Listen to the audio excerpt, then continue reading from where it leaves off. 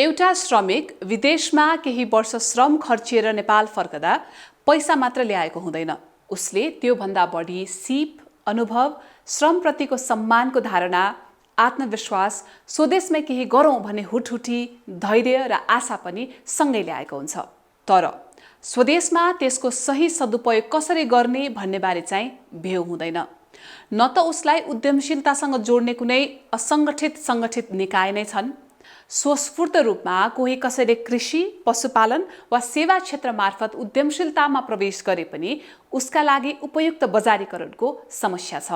खेती गर्दाखेरि 6 महिना सालमा पर्खिनु पर्ने, त्योभन्दा बिचमा चल्न त हाम्रो अब केही पनि छैन। खेती किसान गर्दा गर्दा केही नहुने भएर उपाय नलागेर अनि यो मिसन लाइनमा लागेर 2-4 पैसा कमाइ हुन्छ भनेर काम गर्यो, पैसै नहुने। त्योभन्दा अब केही चेन्ज गरौँ न त भनेर अनि चेन्ज गर्दै हिँडेको। बिजनेस व्यापार गरेर पनि यहाँ मोल भाउ पाउँदैन, त्यही भएर मान्छेहरू विदेशतिर खाडीतिर जानु। बारिस्टामा गरेँ अरे पहिले, अनि त्यसपछि अब भएन, सेलरी कम भयो। अनि अब हामी के गर्ने, काम पाए पनि अब पैसा यहाँ तनखा थोरै हुन्छ, 10,000 12,000 15,000 त्यतिमा अब आफ्नो खर्च अब गुजारा गर्न धेरै मुस्किल पर्छ। यहाँ गरेर नबच्ने भयो अवस्था के हो भने तपाईँको जति कमाउने उति नै खर्च हुने, परिवारले पनि खर्च गर्नु पर्यो, आफूले पनि गर्नु पर्यो।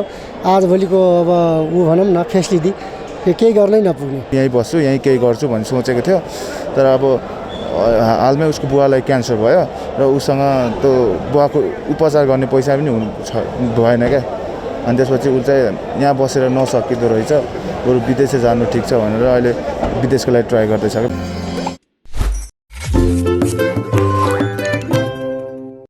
नेपाल फर्कनेहरूलाई स्वदेशमै उद्यमी बनाउने सरकारको नीति छ। सरकारका नीति तथा कार्यक्रम, बजेट लगायतका दस्तावेजले पनि यसै अनुरूप बोलेका छन्।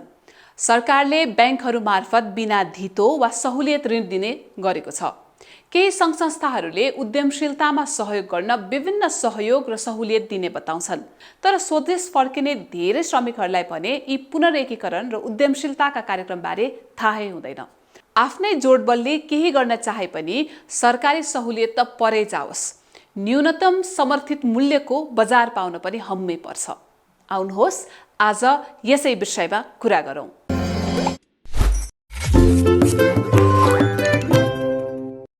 नमस्कार, म सुगरिका केसी। एनसेलको सहयात्री पहल कुरा गरौँको 6औं तथा अन्तिम एपिसोडमा हार्दिक स्वागत गर्दछु। वैदेशिक रोजगारीमा जाने योजनामा रहेका युवा र उनीहरूका परिवारका सदस्यहरूलाई ध्यानमा राखी एनसेलले विशेष सिम, सहयात्री सिम पनि प्रदान गर्दै आएको छ। बन्डल सेवा, आकर्षक बोनस सुविधा र निशुल्क रोमिङ सेवा यो सिमका केही मुख्य विशेषताहरू हुन्। प्रस्तुत छ एनसेल सहयात्री सिम, जसमा छ विदेशबाट आएको हरेक कलमा बोनस सँगै अन्य थुप्रै सुविधाहरू।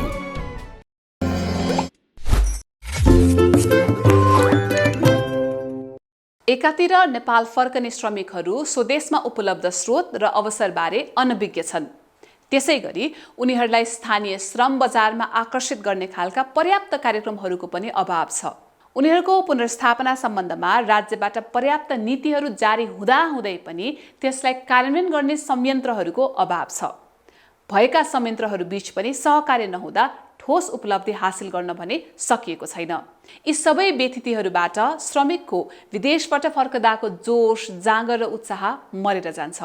फलत स्वदेशमा पाएको दोस्रो पटकको हुर्मतपछि उनीहरू फेरि विदेशिने चक्करमा हुन्छन्।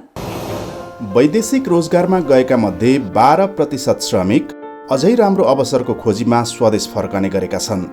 केन्द्रीय तथ्याङ्क विभागको श्रम सर्वेक्षण 2017-18 अनुसार करार अवधि सकिएर 24.1 र बिरामी तथा दुर्घटनामा परेर 8% श्रमिक स्वदेश फर्कने गरेका छन्। यसरी स्वदेश फर्कने मध्ये 44.2% श्रमिक मात्रै रोजगारीमा संलग्न रहने गरेका छन्। सरकारले सार्वजनिक गरेको नेपाल श्रम आप्रवासन प्रतिवेदन 2020मा गन्तव्य मुलुकहरूबाट स्वदेश फर्किएका मध्ये 14.3%ले काम खोज्दा पनि नपाएर बेरोजगार रहेका र बाँकी 41.5% कुनै पनि काममा समावेश नभएको देखाएको छ। वैदेशिक रोजगारीपछि स्वदेश फर्केका 75% महिला पनि रोजगारीमा रहेको प्रतिवेदनमा उल्लेख छ। रोजगारीको क्रममा भारतबाट स्वदेश फर्केका नेपाली श्रमिक मध्ये 52.7%, मलेसियाबाट 42.1%, खाडीका देशहरूबाट 32.5% सामान्य पेसामा रोजगाररत रहेको पाइएको छ।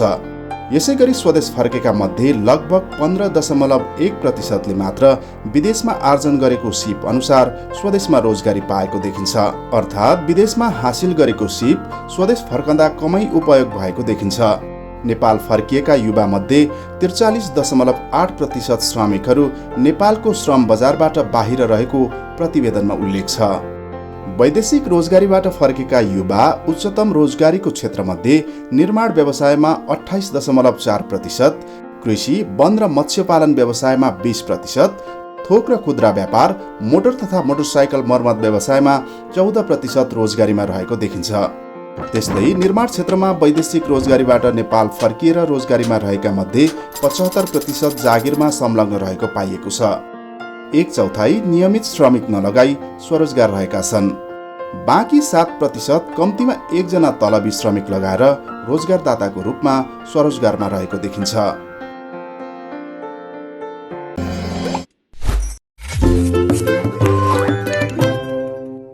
पर्याप्त नभए पनि नेपाल फर्कने श्रमिकहरूको सामाजिक, आर्थिक पुनरेकीकरणका लागि सरकारले प्रयास गरिरहेको छ।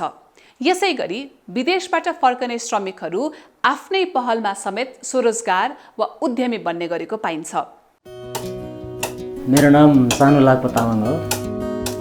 जब म 13 वर्ष 14 वर्ष भएपछि मैले अभाव देखियो र हैन अब मैले काम गर्नुपर्छ भन्ने लाग्यो। अनि मैले काम सुरु गरेँ। मैले काठमाडौँ आएर 2 वर्ष गलाइन्छ पनि फेरि गाउँमा गएपछि यो काम गरेर हुन्न भन्ने सोचेर यो मुकुन्ड बनाउँदो रहेछ हाम्रै आफ्नो गाउँको दाइहरूले। ल न मलाई पनि यसो सिक्नु पऱ्यो अलिअलि काम तपाईँहरूसँग भनेपछि हुन्छ भन्नुभयो। त्यहीँबाट सुरुवात गरेँ। मैले गर्दै गएँ। अलिअलि आम्दानी हुँदै गयो। आफ्नो सिप पनि त्यहीँबाट बढाउँदै लगेँ। अलिअलि घरको लागि नै सहयोग गर्न सक्ने भयो।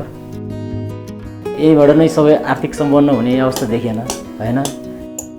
कोरिया एकदम राम्रो पैसा कमाउने ठाउँ छ भनेर कोरिया नै गएँ। अनि 10 महिनापछि मैले कम्पनी चेन्ज गरेँ र पेन्डिङ गर्ने कम्पनीमा काम गरेँ। अनि त्यहाँ 4 वर्ष दुख गरेर नेपाल फर्केँ। नेपाल आइसकेपछि मैले फेरि पुरानै पेसा गर्छु भनेर तल्लीन भएर लागिरहेको छु। यो चाहिँ सजावटको लागि नै प्रयोग गरिन्छ प्राय। यसमा चाहिँ हामीले अहिलेसम्म चाहिँ मेसिन भनेको युज गरेको छैन। जुन हामीले पुरानो औजार छ त्यसबाट नै बनाउने गरेको छ। नर्मली चाहिँ 500 देखि लिएर तपाईँको मैले 35-40 हजारसम्मको बनाउँछु। यो लिएर जाने भनेको प्राय विदेशी नै हो। यहाँ आएर पनि म किन खुसी छु भन्दा बजारमा अथवा अरूहरूले साथीभाइले हेरेर वाह वाह कति राम्रो काम भन्नुहुन्छ अनि खुसी लाग्छ।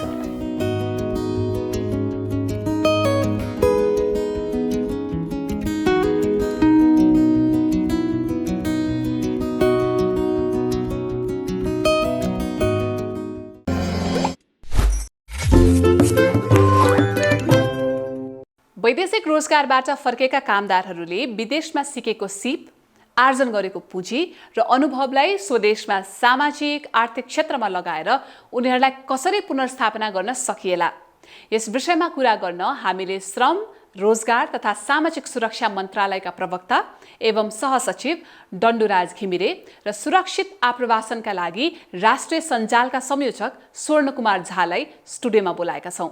कुराकानीको र छलफलको सुरुवात स्वर्ण सरबाट गर्न रुचाएँ मैले। कार्यक्रमको 6औं एपिसोड हो। अहिलेसम्म आइपुग्दा हामीले वैदेशिक रोजगारका धेरै पाटोहरूको बारेमा छलफल गरिसकेका छौँ। जहिले पनि एउटा कामदार विदेशमा उड्नुभन्दा अगाडि एउटा सपना बोकेर उडेको हुन्छ भनेर हामीले धेरैचोटि कार्यक्रममा भनेका पनि छौँ। तर विदेशबाट कोही कामदार देश फर्कनको लागि चाहिँ कुन मुडमा आउँदो रहेछ अथवा के सोचेर आउँदो रहेछन् र नेपाल फर्किसकेपछि वातावरण कस्तो पाउँछन् उहाँहरूले? अब जस्तो कोही चाहिँ सफल वैदेशिक रोजगारीमा पर्नु भएको छ भने उहाँको इच्छा, आकाङ्क्षा, उत्साह नै त्यो हिसाबको हुन्छ। तर सबैको त्यस्तै भएको हुन्छ भन्ने हुँदैन। कोही चाहिँ असफल वैदेशिक रोजगारीमा पनि पर्नु भएको हुन्छ। त्यहाँ गएर अब भिसा सकिएर आफूले थाहा नपाएर त्यहाँ चाहिँ अनडकुमेन्टेड स्टेटसमा पनि बस्नुभएको स्थितिहरू देखिएको छ। त्यही भएर त्यहाँको समय कस्तो छ, कुन परिस्थितिमा हुनुहुन्छ त्यो हो। त्यही भएर अहिले हामीले पछिल्ला 2 दशकको स्थिति हेर्ने हो भने प्रायःजसो गाउँ सहरमा भनौँ न टेलिभिजन, बच्चाहरू बोर्डिङ स्कुलमा पढ्ने गरेका, उहाँहरूलाई यातायातका आफ्ना साधन सुविधाहरू, पक्की घरहरू त्यसरी निर्माण भएको पाइन्छ। कोही चाहिँ होइन अब विदेशमा मात्र कति पसिना बगाउने त, म स्वदेशमै गएर केही गर्न चाहन्छु, त्यो हिसाबले पनि फर्किने गर्नुभएको हुन्छ। अब कतिपय असफल भएको अवस्थामा उद्धार नै गर्नुपर्ने अवस्थामा चाहिँ उहाँहरू त्यहाँ बस्न नसक्ने भएर हामीलाई चाहिँ सरकारले अब राहत उद्धार गरेर लैदिए हुन्थ्यो जस्तो स्थिति पनि भएको त्यहाँ पाइएको छ। हजुर हजुर। फर्किसकेपछि कस्तो वातावरण पाउनुहुन्छ उहाँहरूले? उहाँहरूले आफूलाई चाहिँ स्थापित गर्न चाहनुहुन्छ, होइन मैले चाहिँ केही रोजगारी नै गरौँ, जे छ जसो छ। अब सबैको त्यो स्थिति यहाँ देखिएको छैन, त्यही भएर रिटर्न माइग्रेसनको ट्रेन्ड चाहिँ धेरै जसो देखिन्छ। भन्न खोजेको अब 100 जना फर्किनु भएको छ भने त्यसमध्ये 80-85 जना चाहिँ पुनः स्वदेशमै फर्किन चाहनुहुन्छ। अब त्यसको कारण यहाँ पर्याप्त आफूले खोजेको जस्तो रोजगारी नपाउनु, रोजगारी पाए पनि भनेको जस्तो पारिश्रमिक नपाउनु, कामलाई चाहिँ सम्मान नदिनु, के डिसेन्ट वर्क भन्छौँ नि, त्यो श्रमको सम्मान नदिनु, आफूले अथवा कुनै उद्योग व्यवसाय गर्न चाहेकै छ भने पनि त्यो अनुसार आफूलाई चाहिँ फेभरेबल उहाँहरूलाई त्यो कन्डिसन यहाँ उपलब्ध नभइदिनाले पनि उहाँहरूले फेरि रिमाइग्रेट गर्ने इन्टेन्सन चाहिँ बनाउनुहुन्छ। त्यसरी चाहिँ विभिन्न रिसर्चहरू इत्यादिले पनि देखाएको छ। घिमिरे सरतर्फ लागे मैले, अब फर्केर आउने हाम्रो दाजुभाइ दिदीबहिनीको त्यति राम्रो वातावरणले स्वागत नगरे हो कि भन्ने कुरा त सरको उत्तरबाट पनि आयो, होइन? यो नेपाल फर्किने श्रमिकहरूको सामाजिक र आर्थिक पुनर्एकीकरणको अवस्था अहिले कस्तो छ र सरकारले के कस्ता कुराहरूमा चाहिँ पहल गरिरहेको छ भन्ने विषयमा जान्न खोजेको सर। पहिलो कुरो त यहाँ फर्केर आउनेहरूले चाहिँ राम्रो व्यवसाय गर्नुभएको छ। एक थरी मान्छेहरूले राम्रो व्यवसायको नलेज लिएर आउनुभएको छ। उहाँ बेकरी सपमा काम गर्नुहुन्थ्यो भने यहाँ बेकरी नै खोल्नुभएको छ, उहाँ कफी सपमा काम गर्नुहुन्थ्यो भने कफी सप पनि, यहाँ चेन कफी सप पनि खोलेको तपाईँ हामीले देखेका छौँ। र अहिले यो काठमाडौँ मात्रै होइन, सहरी एरियामा जुन किसिमको नयाँ तरिकाले सफा सुग्घर भएको नयाँ किसिमका डेकोरेसन सहितका खोलेका कुराहरू चाहिँ बिजनेस हबहरूलाई हेर्नुहुन्छ भनेदेखि त्यो चाहिँ त्यही हो जस्तो मलाई लाग्छ। जहाँसम्म अब केही त्यो रिटर्निजहरूमध्ये केहीले चाहिँ गरेको अवस्था छैन र उहाँहरूको चाहिँ 2-3वटा कुराहरू छ। अहिले स्वर्ण सरले भने जस्तो म के कुरामा सहमत छु भन्दाखेरि उहाँ नै पोर कन्डिसन र नट सेभिङ को कन्डिसनमा चाहिँ आइरहेको अवस्था हो भनेदेखि उहाँहरूलाई चाहिँ यहाँ केही सपोर्टहरू, इकोनोमिक सपोर्टहरूको चाहिँ खाँचो देखिएको छ। अर्को कुरा चाहिँ के छ भन्दाखेरि उहाँहरू स्किल जबमा नभएर एकदम त्यो लेबर जबमा चाहिँ रहनुभएको छ भन्दाखेरि पनि उहाँहरूको डिलेमा अवस्था छ। Poor class job and not getting skill जस्तो कुराहरू हो भनेदेखि चाहिँ उहाँहरूको न छ सेभिङ छ प्रशस्त, यहाँ आएर चाहिँ डिलेमा छ उहाँहरूको। र त्यस्ता केसहरूमा चाहिँ जस्तो जस्तै एसडिसी भनौँ न, विशेष गरी स्विस गभर्मेन्टको सहयोगमा अहिले रिइन्टिग्रेसन प्याकेज चाहिँ गभर्मेन्टले ल्याएको छ। रिइन्टिग्रेसनले के गर्छ भन्दाखेरि जस्तो उहाँहरू यहाँ रिटर्न भएर आएपछि उहाँलाई ओरिएन्टेसन गर्ने, केही 7 दिनको, महिना दिनको, 15 दिनको क्लासेसहरू चाहिँ चलाउने र उहाँहरूलाई चाहिँ के सफ्ट लोनसँग चाहिँ कनेक्ट गराउने र उहाँहरूको चाहिँ कस्तो भने पहिला लिएर आएको सेभिङमा पनि अलिकति सरकारले दिने चाहिँ सफ्ट लोनको प्याकेज भयो भनेदेखि त्यसलाई चाहिँ अलिकति प्रमोट गर्न सजिलो हुन्छ भनेर। अब हामीलाई थाहा छ मार्केटमा प्रशस्त जब्सहरू छन्, स्किलको खाँचो छ, मार्केटमा चाहिने किसिमका स्किलहरू छैनन्, त्यसमा चाहिँ कनेक्ट गराउन सकियो भनेदेखि त्यसले चाहिँ फ्रुटफुल रिजल्ट दिन्छ भनेर हाम्रो सरकारले चाहिँ त्योतर्फ रेमी प्याकेज हामीले ल्याइरहेका छौँ। स्वर्ण सर, यो फर्केर आउनुभएको दाजुभाइ दिदीबहिनीलाई देशैभित्र टिकाउनको लागि कस्ता कस्ता उद्यमशीलताका पहलहरू हामीले अगाडि ल्याउन सक्छौँ? प्रस्तुत छ एनसेल सहयात्री सिम, जसमा छ विदेशबाट आएको हरेक कलमा बोनस सँगै अन्य थुप्रै सुविधाहरू।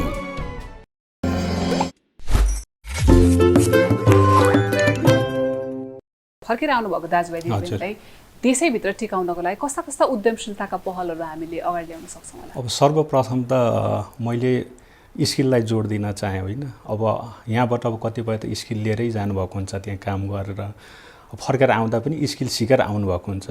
पहिला त उहाँको स्किल के सिकेर आउनु भएको छ त त्यसलाई प्राथमिकतामा राखौँ। अहिले जुन हाम्रो सरकारले यो रिइन्टिग्रेसन गाइडलाइन पनि निकालेको छ त्यसमा पनि उहाँहरूको स्किलका कुराहरूलाई चाहिँ तथ्याङ्कका रूपमा चाहिँ सङ्कलन गर्ने भन्नुभएको छ। त्यो फर्स्ट प्रायोरिटी स्किल के हो त? त्यतिखेर हामीले उहाँले के गर्न चाहनु भएको छ? हामीले कुनै पनि प्याकेज दिनुभन्दा पहिला पनि उहाँको इच्छा के हो त? त्यो इच्छा अनुसार यहाँ वातावरण छ कि छैन, त्यो अनुसारले गर्न सक्नु पर्यो। मानौँ त्यहाँ चाहिँ कसैले एकदम हाई क्वालिटी कुनै प्रोडक्ट उत्पादन गर्नुहुन्छ, तर त्यो मेसिनको कस्ट चाहिँ यहाँ नेपालमा उहाँले बोरो गर्न अफोर्ड गर्न सक्नुहुन्न भने उहाँको त्यो इच्छा आकाङ्क्षालाई मात्र एड्रेस गरेर त भएन। तर पनि अब धेरै जसो हामीले अब पहिलादेखि पनि भन्दै आएको अब कृषि प्रधान देश भन्छौँ, अब सबैलाई कृषिमै लगाउनुपर्छ अथवा लाग्नुपर्छ पनि भन्ने होइन। तर पनि हाम्रा कतिपय जुन बाँझा खेतहरू छन् त्यो खेतहरूलाई अब लिजमा दिएर अब भनौँ न अब एक गाउँ एक उत्पादन, अब जस्तो कुनै ठाउँमा आलु फलाउन सकिएला, कुनै ठाउँमा काउली फलाउन सकिएला, अथवा कसैले कफी सप नै गर्नु होला। अझ त्यसमा पनि विशेष जोड कसमाथि दिने त? रिटर्न हुँदाखेरि अब मैले भने नि सक्सेसफुल र अनसक्सेसफुल फरेन इम्प्लोइमेन्ट। जो सक्सेसफुल हुनुभएको छ, जोसँग पैसा छ, उहाँभन्दा पनि जो चाहिँ अनसक्सेसफुल र पैसा कम छ उहाँको क्राइटेरिया चाहिँ त्यहाँ बढी देखिन्छ होला। त्यही भएर उहाँको इच्छालाई पहिला हामीले कलेक्ट गरेर त्यो अनुसारको इन्टरप्रेनरको लागि उहाँलाई चाहिँ जोड दिनु पर्यो। घिमिरे सर, यो अनुदानको कुरा पनि आइरहन्छ नि त समय समयमा, सरकारी अनुदान। यो सरकारी अनुदान पाउने आप्रवासीको सङ्ख्या कति जति छ होला? सरकारले त अनुदान र सफ्ट लोनको प्याकेजहरू चाहिँ अब जस्तो बढाएकै छ, पहिलाको तुलनामा बढाउँदै पनि गइरहेको छ। त्यसमध्ये पनि के भनिरहेको छ भने उद्यमी युथहरूलाई त अब जस्तो आफूले पढे लेखेको सर्टिफिकेट पनि ऊ राखेर पनि लोनको व्यवस्था गरेर धेरै समय अगाडिदेखि आइरहेकै छ। हामीले त्यसलाई चाहिँ के अर्थमा बुझ्नुपर्छ भन्दाखेरि त्यो त एउटा स्किमको रूपमा कन्टिन्युसली आइरहेको प्याकेज भयो होइन। अब जहाँसम्म अहिलेको कुरा गर्नुहुन्छ भन्दाखेरि अहिले काम गर्ने मान्छेलाई पैसाको खाँचो हुने अवस्था चाहिँ छैन, अलिकति पर्छ। त्यो स्थिति चाहिँ गभर्मेन्टले बनाएको छ, त्यो इन्भाइरोमेन्ट छ, पहिलो कुरो। दोस्रो कुरो के भने कमर्सियल बैङ्कहरूले पनि अहिले त्यस्ता किसिमका प्याकेजहरू ल्याइ नै राखेको छ। कमर्सियल बैङ्कहरूले पनि लोनको प्याकेज नल्याएको होइन, ल्याएको छ। त्योसँग आफू कसरी फ्यामिलियर हुने, कसरी त्यसलाई चाहिँ भनौँ न एकदम प्रोएक्टिभ भएर चाहिँ लिने भन्ने कुराहरू चाहिँ त्यो त इट डिपेन्ड्स अन देम होइन। उनीहरू कति आफर दे आर एक्टिभ भन्ने कुराहरूमा डिपेन्ड गर्छ होइन। अब जस्तो अब उहाँहरू नै एक्टिभ हुनुहुन्न भन्दाखेरि त केही कुराले पनि काम गर्दैन। तर गभर्मेन्टले के गरेको छ भन्दाखेरि अहिले फेरि नयाँ प्याकेज चाहिँ यो रिइन्टिग्रेसनको प्याकेज जुन गभर्मेन्टले ल्याइरहेको छ, त्यसमा पनि स्विस गभर्मेन्टको त स्टार्टिङ मात्रै हो। तपाईँ स्विडिस गभर्मेन्टले, त्यहाँबाट नर्वेजियन गभर्मेन्टले, त्यहाँबाट कोरियन गभर्मेन्टले जस्ता एउटा प्याकेजै आउनेवाला छ यो सन्दर्भमा। अरूसँग पनि कुराकानी भइरहेको छ। ओके, सरले भन्नुभयो यी कुरा त आएर मार्केटमा बुझिसकेपछि कतिको आवश्यकता छ भन्ने कुरा, जुन अघि यहाँले कुरा गर्नुभयो त्यो सबै लाइफ स्किलका कुराहरू चाहिन्छ नै। हामीले अर्को एउटा कार्यक्रम पनि चलाउँछौँ कि, कार्यक्रमको नाम चाहिँ नेपाल फर्केपछि हो, जहाँ विदेशमा दुःख गरेर बस्नुभएको दाजुभाइ दिदीबहिनीहरू नेपाल फर्केर म केही गर्छु भनेर सोच बनाउनु भएकोहरूलाई नै हामीले बिजनेस आइडियाजहरू दिन्छौँ। र त्यहाँ हामीलाई आउने अधिकांश प्रश्न भनेको चाहिँ बजार छैन। बजार छैन भनेपछि फर्केर आइसकेको दाजुभाइ दिदीबहिनीको उत्पादनलाई बजारसम्म लिएर जानको लागि सरकारले केही योजनाहरू बनाइदिएको छ? जस्तो उदाहरणका लागि हजुरलाई म भनौँ, हाम्रो प्रोडक्सन म्याक्सिमम हुन्छ सिजनल प्रोडक्सन। जस्तो उदाहरण गोलभेडाकै प्रोडक्सनको कुरा गरौँ होइन। गोलभेडाको प्रोडक्सनमा टन्न भएको बेलामा प्रोडक्सन त सबै सिजनमा हुन्छ नि त, टन्नै हुन्छ नि। गोलभेडा कुनै सिजनमा पनि गोलभेडा नभएको भन्ने हुँदैन। तपाईँ हाम्रो नेपालको के भने अब जस्तो अधिकांश हाम्रा प्रोडक्सनहरू खाद्य प्रोडक्सनहरू चाहिँ छन् नि हाम्रो भनौँ न के भन्ने हो भन्दाखेरि त्यो चाहिनेभन्दा बढी नै छन्। तर नेपालमा के छ भन्दाखेरि प्रोसेसिङ इन्डस्ट्री छैन। प्रोसेसिङ भनेको एकदम हाई लेभल प्रोसेसिङ भनौँ न, जस्तो स्ट्यान्डर्ड प्रोसेसिङ ऊ नै छैन।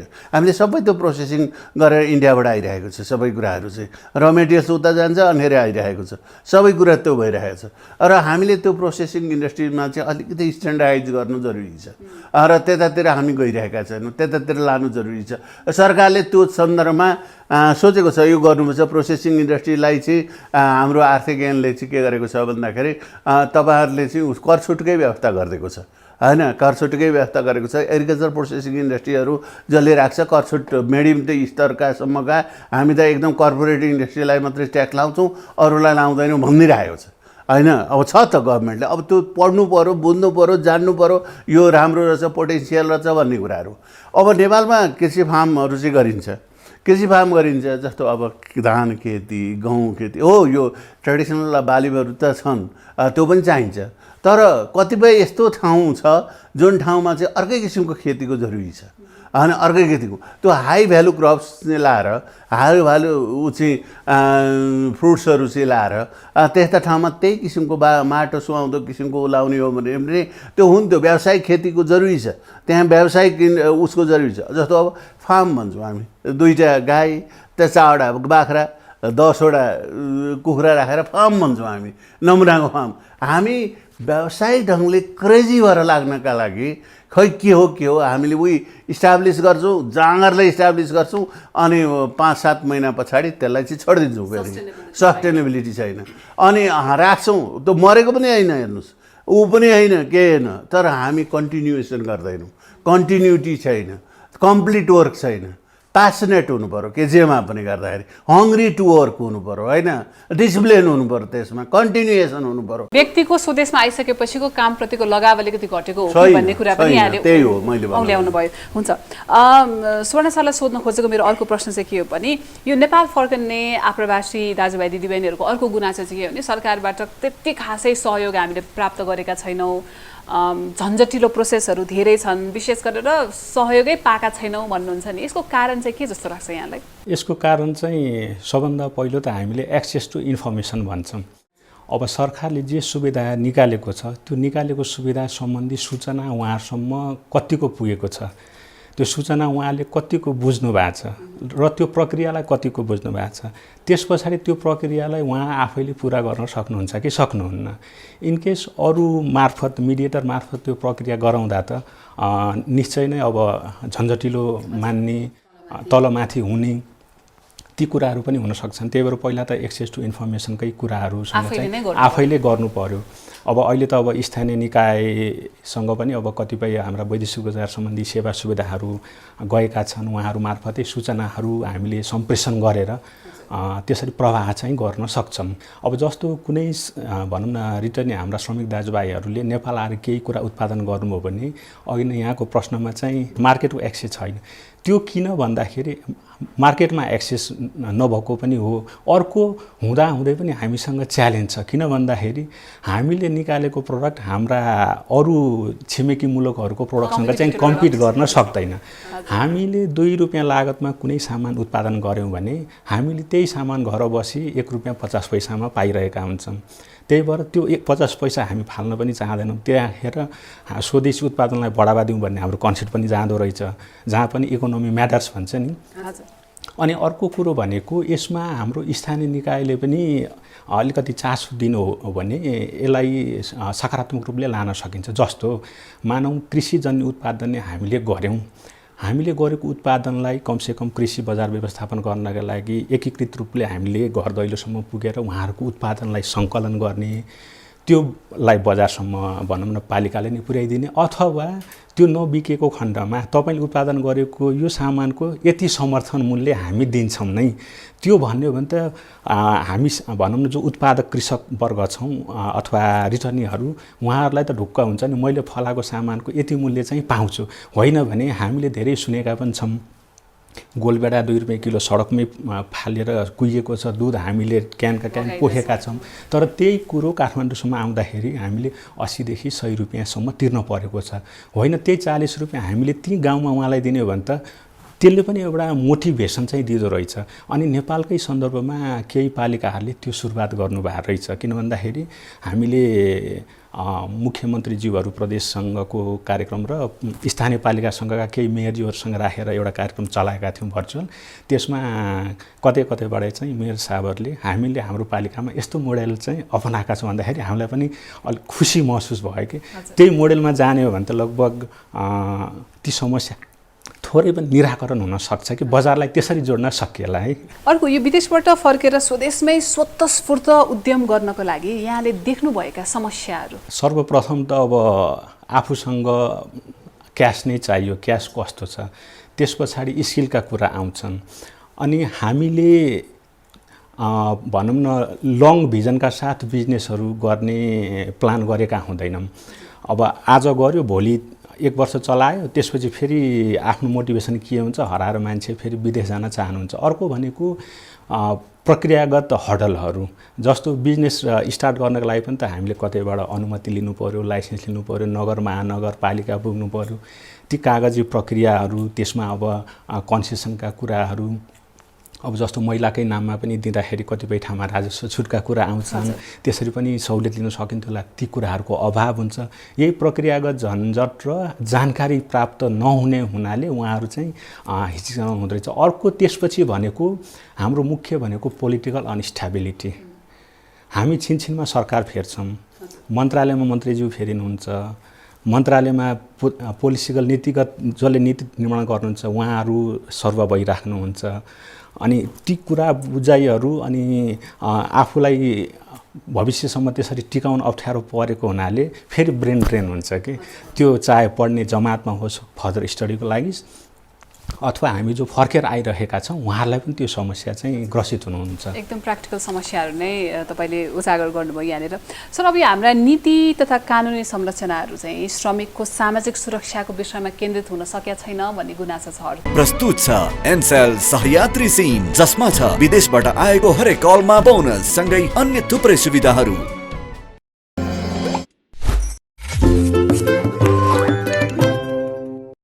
सर, अब यो हाम्रा नीति तथा कानुनी संरचनाहरू चाहिँ श्रमिकको सामाजिक सुरक्षाको विषयमा केन्द्रित हुन सकेका छैन भन्ने गुनासो छ। अर्को के भन्नुहुन्छ? सामाजिक सुरक्षामा श्रमिकहरूलाई ल्याउनका लागि भनेर अहिले नीतिगत व्यवस्था गरेर सामाजिक सुरक्षा कोष कन्ट्रिब्युटरी सामाजिक सुरक्षा प्रणालीका लागि हामीले इस्टाब्लिस गरिसकेका छौँ। अहिले पनि हामीसँग सबैतिरका फन्डहरूले लगभग आधा अरब जति र आधा खरब जति रकम सामाजिक सुरक्षा कोषमा भइसकेको छ। र खासमा भन्यो भने प्रतिष्ठानका कुराहरूमा पनि सबै प्रतिष्ठानहरू सामाजिक सुरक्षा कोषमा आउनुपर्ने थियो, आएको अवस्था छैन। र त्यसले गर्दा कतिपय आएका श्रमिकहरूका लागि हजुरले भन्नै पर्दैन, त्यो मोर देन हामी निजामती कर्मचारीहरू भन्दा बढी सुविधा उहाँहरूले लिन सक्ने अवस्थाबाट त्यो संस्था स्थापित भइसकेको छ। र जसले त्यो कन्ट्रिब्युसनमा आएका छन् उहाँले हाम्रोभन्दा बढी पेन्सन पनि लिन सक्नुहुन्छ। उहाँहरूले 75 लाखसम्म त उहाँहरूले लोनै लिन सक्ने अवस्था हामीले बनाइसकेका छौँ। यो भर्खरै अस्ति आएको निर्देशिकाले त्यो किसिमको व्यवस्था गरिरहेको छ। अब त्यो आउने नआउने भनेको उहाँहरूको कुरो हो। अब जस्तो धेरै प्रतिष्ठान पनि आउनुभएको छैन, धेरै मजदुरहरू पनि आउनुभएको छैन। त्यसलाई यसरी लिनुपर्छ जस्तो लाग्छ।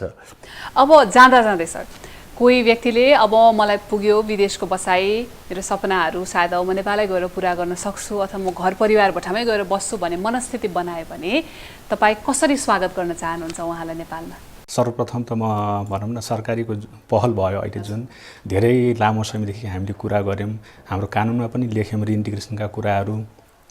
7-8 वर्षदेखि बहस पनि हुँदै आए। सरकारले गएको साउन महिनामा रिइन्टिग्रेसन गाइडलाइन ल्यायो। जे जस्तो आयो एउटा खाका आयो नि त हामीलाई गाइड गर्ने, त्यसको लागि चाहिँ नेपाल गभर्मेन्टलाई स्वागत पनि छ हाम्रो तर्फबाट। अब त्यसैलाई टेकेर कार्यान्वयन गर्ने कुराहरू छँदैछन्, च्यालेन्जका पाटहरू। पहिला त पोलिसी आयो, पोलिसी आइसकेपछि इम्प्लिमेन्टेसनको पाटो आफ्नो ठाउँमा छँदैछ। अनि स्वदेश फर्कने दाजुभाइहरूलाई चाहिँ जहिले पनि हाम्रो के हो भन्दाखेरि मातृभूमि नै हो। अब हामीले त्यहाँ आफ्ना पाखुरीका बल छौन्जेल त्यहाँ काम गर्छौँ। अब त्यहाँबाट फर्केर आइसके पछाडि भनौँ न सोसल सेक्युरिटी हामीसँग छ, न यहाँ हामीले काम गर्न सक्छौँ। अब अहिले त हाम्रो सोसाइटी नै टुथलेस र युथलेस दुईवटा ट्रु हो। त्यही भएर कमसेकम तपाईँहरू फर्केर आउनुहोस्। तपाईँहरू फेभरेबल सिचुएसनमा हुनुहुन्छ, विन विन सिचुएसनमा हुनुहुन्छ, सक्सेसफुल इम्प्लोइमेन्टमा हुनुहुन्छ भने सर्वप्रथम त आफू मनबाट खुसी हुनु पर्यो। त्यो ह्याप्पिनेस छ भने यु आर अलवेज वेलकम। हाम्रो भनौँ न सरकार मात्र होइन, यसमा हामी civil society whole of the government अप्रोचबाट चाहिँ जाम, एकअर्कालाई साथ हातेमालो दिने हो। सरकार छँदैछ आफ्नो ठाउँमा, यहाँ मिडिया कर्मीहरू पनि हुनुहुन्छ। त्यसरी चाहिँ अनि त्यहाँ अब पोलिसी रिलेटेड कुराहरूमा यहाँहरूलाई कुनै समस्या छ भने भनौँ न, अब हामी त विभिन्न सञ्जालहरूसँग संस्थाहरूसँग जोडेका छौँ। सक्छौँ नि ती सहजीकरणको लागि त हामीले सहयोग गर्न सक्छौँ नि त्यसरी पनि उहाँहरूलाई हामी स्वागत गर्न चाहन्छौँ। सर जाँदा जाँदै विदेशबाट आफ्नै देशमा फर्किने नेपाली दाजुभाइ दिदीबहिनीले सरकारको तर्फबाट कस्तो स्वागत गर्नुहुन्छ यहाँले? पहिलो कुरो त दुईटा कुरा चाहिँ म भन्न चाहन्छु। एउटा कुरा चाहिँ के हो भने जुन मान्छे जहाँ हुर्केको छ आफ्नो चाइल्डहुड जहाँ बिताएको छ र आफू जहाँ हुर्केको छ बढेको छ पढेको छ खेलेको छ साथीभाइहरूसँग सङ्गत गरेको छ त्यो ठाउँमा चाहिँ उसको साइकोलोजिकल एट्याचमेन्ट 98% भन्नुभयो नि ऊ ह्याप्पी नै हुने हो। ऊ यहाँ बस्दाखेरि ह्याप्पी हुने हो, यहाँ गर्दा कुनै पनि व्यवसाय गर्दाखेरि ह्याप्पी हुनु। विदेशमा जाने भनेको त्यो त एकदम डेजर्ट हो नि, त उसको मुटु त एकदम भाँचिएको हुन्छ नि। यस्तो ठाउँ बसेको छु ऊ छ भने होला कृत्रिम सुख होला धेरै कुराहरूले ऊ गरेका होला, तर रियल ह्याप्पिनेस भनेको उसले यहाँ प्राप्त गर्ने हो। तिम्रो रियल ह्याप्पिनेस यहाँ छ भनेर हामीले स्वागत गर्न सक्नुपर्छ पहिलो कुरो। दोस्रो कुरो के हो भनेदेखि उहाँ गएर चाहिँ गर्नुहुन्छ जानुपर्छ नजाने भने अहिले ग्लोबल दुनियाँमा नजाने एक मुलुकबाट अर्को मुलुकमा नजाँदाखेरि केही पनि त चल्दैन। जस्तो उदाहरणका लागि युरोप कसले बनाएको? आप्रवासीहरूले बनाएको त हो नि युरोपमा, होइन? अब त्यो हिसाबले भने अब जस्तो सिङ्गापुर कसले बनायो, होइन? त्यो त इमिग्रेन्टले त बनाएको हो। र यो संसार जहाँ पनि त्यही छ चल्छ। तर समस्या के हो भनेदेखि उहाँहरू चाहिँ सर्टेन टाइममा गएर स्किल सिक्ने, त्यहाँ गएर बेच्ने, त्यहाँको सिचुएसन बुझ्ने, कल्चर बुझ्ने, वर्किङ इन्भाइरोमेन्ट बुझ्ने हो। अब यहाँ आएर चाहिँ जस्तो गर्नु छ नि, तर कस्तो मात्रै हो भने डेडिकेसन, कमिटमेन्ट र एकदम निरन्तरता यहाँको आवश्यकता हो। र यो कुरो चाहिँ बुझ्नुपर्छ। त्यस कारणले गर्दा यो कुरो बुझेर आउनुहोस्। हामी यो कुरो चाहिँ बुझ्नुपर्छ, किनभने काम भनेको 6 महिना गर्ने, 3 महिना गर्ने अनि छोडिदिइहाल्ने, त्यसैले त हुँदैन। र तपाईँहरूलाई आवश्यक भएको ट्रेनिङ दिनका लागि हामी पनि तयार छौँ, गभर्मेन्ट पनि तयार छ। त्यस कारणले गर्दा उहाँ आउनु पर्यो। Thank you very much. यो संवेदनशील तर अति महत्त्वपूर्ण विषयमाथि छलफल गर्नको लागि यहाँले समय साथ आफ्नो कति महत्त्वपूर्ण जानकारी हामीलाई दिनुभयो, त्यसको लागि धेरै धेरै धन्यवाद। Thank you. हामीलाई पनि आफ्नो 2 शब्द राख्ने मौका दिनुभएकोमा धन्यवाद। हाम्रा युवाहरू विदेशिदा नयाँ तथा अनुभवविहीन थिए, तर फर्किँदा पर्याप्त तालिम, सिप र अनुभवसहित फर्किरहेका छन्, जसको समुचित उपयोग गर्न सके देशको विकासमा महत्त्वपूर्ण आधार तयार हुने निश्चित छ। कार्यक्रम कुरा गरौँको यो अन्तिम भाग हो। यो कार्यक्रम हामीले एनसेलको सहयात्री पहल अन्तर्गत तयार पारेका हौँ। वैदेशिक रोजगारीले हाम्रो अर्थतन्त्र र समाजमा ठूलो महत्त्व राख्दछ। साथै यस क्षेत्रमा समस्या र चुनौती पनि छन्। वैदेशिक रोजगारीले समाजमा सृजना गरेको अवसर, यस क्षेत्रका समस्या र चुनौतीको बारेमा खुलेर बहस गर्न हामीले कार्यक्रम कुरा गरौँ तयार पारेका हौँ। त्यसैले हामीले यो कार्यक्रम मार्फत वैदेशिक रोजगारीले समाजमा सृजना गरेको अवसरलाई कसरी रचनात्मक रूपमा प्रयोग गर्न सकिन्छ भन्ने सम्बन्धमा खुलेर कुरा गर्यौं। त्यसैगरी वैदेशिक रोजगारी क्षेत्रको समस्या र चुनौतीलाई कसरी समाधान गर्ने भन्ने सम्बन्धमा पनि बहस गर्यौं। यसबाहेक वैदेशिक रोजगारीका नाममा हुने ठगी, मानव अधिकार उल्लङ्घन र बेचबिखनका विषयमा पनि गहन रूपमा छलफल गर्यौं। यो कार्यक्रमले वैदेशिक रोजगारीलाई व्यवस्थित र मर्यादित बनाउन थोरै भए पनि सहयोग पुग्यो भन्ने हाम्रो विश्वास छ।